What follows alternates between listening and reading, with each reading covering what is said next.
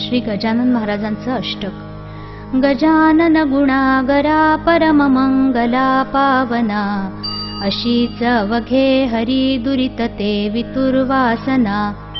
नसे त्रिभुवनामध्ये तुझ विणे आम्हासरा, करी पदनतावरी बहुदया नरोषाधरा।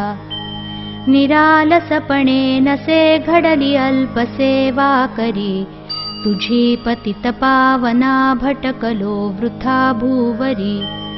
विसंबतन गायती अपुलिया कधी वासरा, करी पदनतावरी बहुदया नरोषाधरा। अलास जगिला वण्या परतुनी सुवाटे जन, समर्थ गुरुराज जाभूषविना नारायण। म्हणून तुझ प्रार्थना सतत जोडुनी हा करा, करी पदनतावरी बहुदया नरोषाधरा। क्षणात जल आणिले नसुन थेंब त्या वापिला, क्षणात गमना प्रती करिसी इच्छिलेल्या स्थला। क्षणात स्वरूपे किती विविध धारिसी धीवरा, करी पदनतावरी बहुदया नरोषाधरा। अगाध करणी तुझी गुरुवरा न लोका कळे, तुला त्यजुनी व्यर्थते अचरितात नाना खुळे।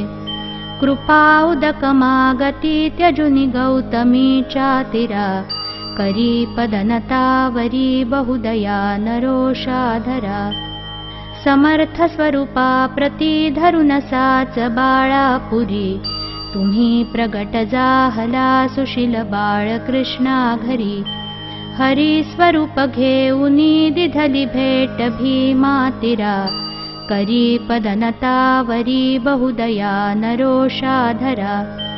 सच्छिद्र नौके प्रती त्वदीय पाय हे लागता, जलात बुडता तरी तिजसी नर्मदा देहता। अशा तुझसी वाणण्यान च समर्थ माझी गिरा, करी पदनतावरी बहुदया नरोषाधरा। अतान बहु बोलता तव पदांबुजा वंदितो, पडो विसरना कदा मदीय हेच मी मागतो। तुम्ही वरदा पुला करधरा गणूच्या शिरा, करी पदनतावरी बहुदया नरोषाधरा।